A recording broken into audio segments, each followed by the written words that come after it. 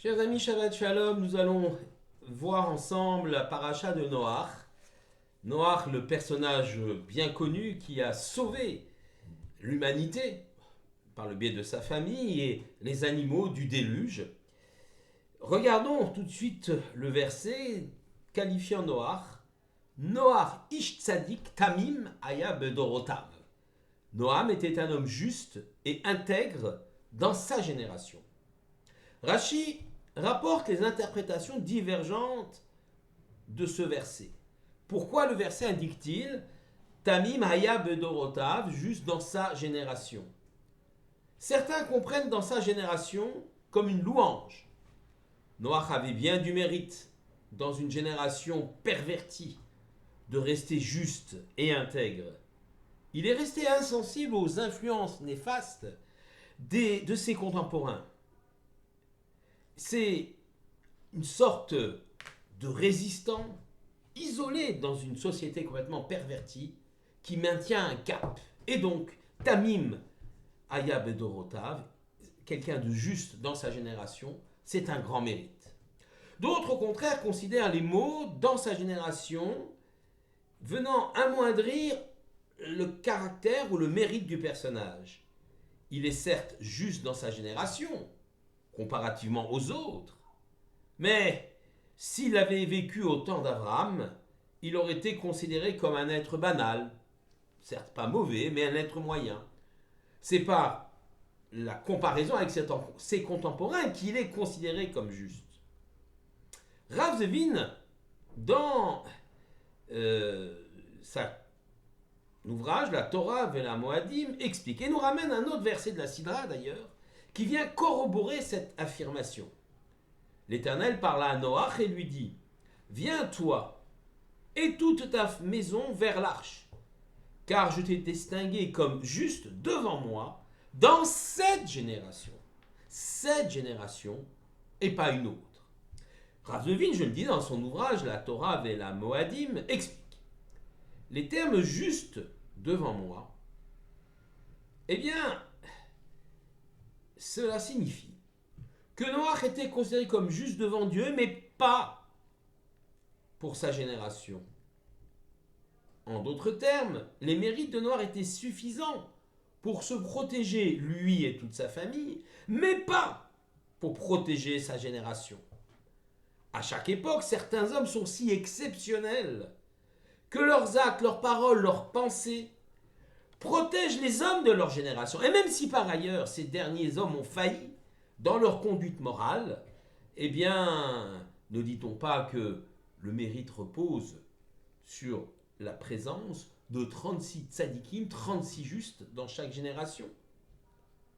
Comment, d'ailleurs, c'est cette question, comment quelques individus sont-ils capables de protéger une collectivité, tout un peuple?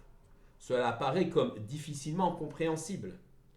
Quelles sont donc les faiblesses de Noach qui le disqualifient dans son rôle de protecteur vis-à-vis donc de sa génération? Tout simplement, le manque du sens de la responsabilité. L'Éternel annonce la destruction de l'humanité et Noach ne proteste pas.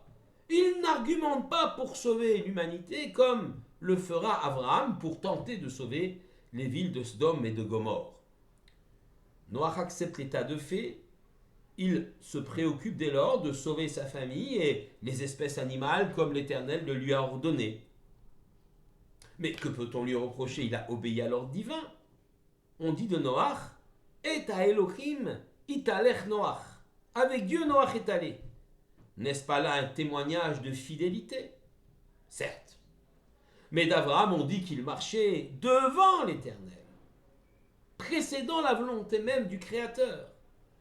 Noach agit avec crainte, avec fidélité à Hachem, bien sûr. Abraham, lui, y ajoute amour du Créateur et amour des créatures.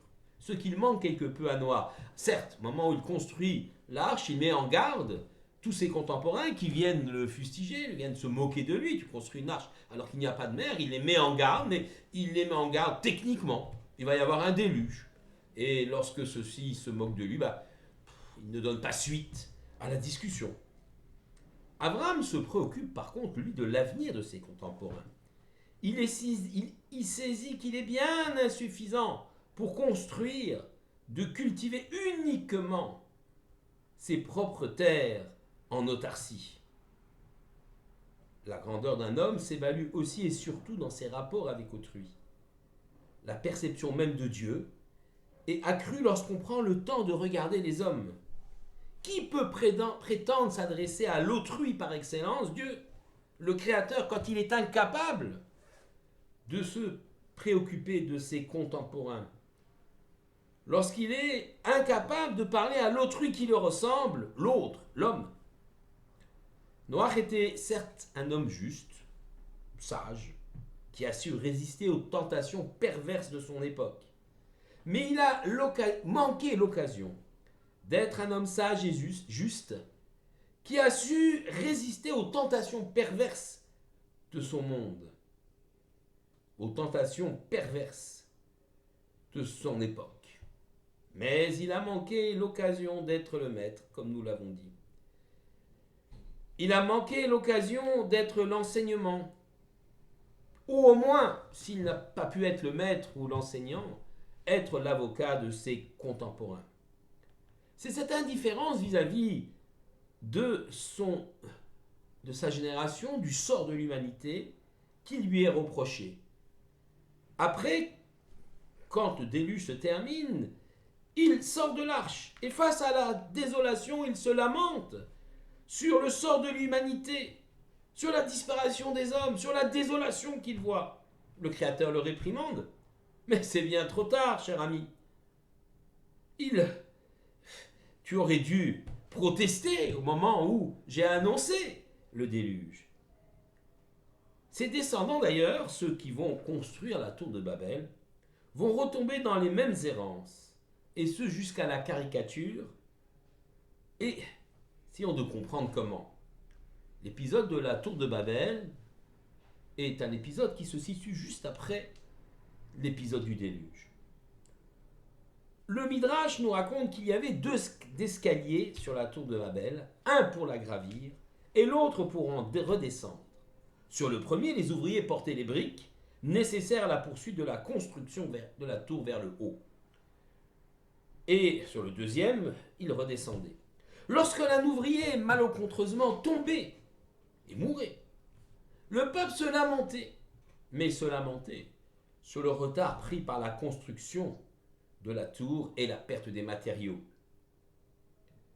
Voilà d'ailleurs une situation qui n'est pas sans rappeler certains aspects de notre société contemporaine. Ils ont voulu construire une tour pour se faire un nom, pour unifier le pays. Le roi Nimrod, dictateur de l'époque, a unifié l'humanité pour construire cette tour et défier Dieu. Le projet collectif était essentiel pour ces gens-là. Et la vie de l'individu ne comptait que très peu, ne pas se préoccuper de ses contemporains. Les patriarches Abraham, Yitzhak et Yaakov se sont tournés eux vers les hommes et les femmes et ont assuré leur mission de grands de la génération, de Gadol Hador. Ils assurent également protection pour toutes les générations à venir. Leur mérite nous protège encore aujourd'hui. Nous leur rendons hommage dans la Hamida par ces paroles. Elokei Abraham, Elokei Yitzhak, Elokei Yaakov, Dieu d'Abraham, Dieu d'Yitzhak et Dieu de Yaakov. Le sens de la responsabilité et l'intérêt supérieur accordé à autrui constituent sans doute l'apanage du vrai tzaddik, du juste, du tzaddik tamim, pas seulement Bedorotav, mais dans toutes les générations. Pour nous, la leçon est claire. Toute progression spirituelle nécessite une implication dans l'amélioration du sort d'autrui. C'est ce qu'on appelle la tzedaka. Shabbat shalom à tous.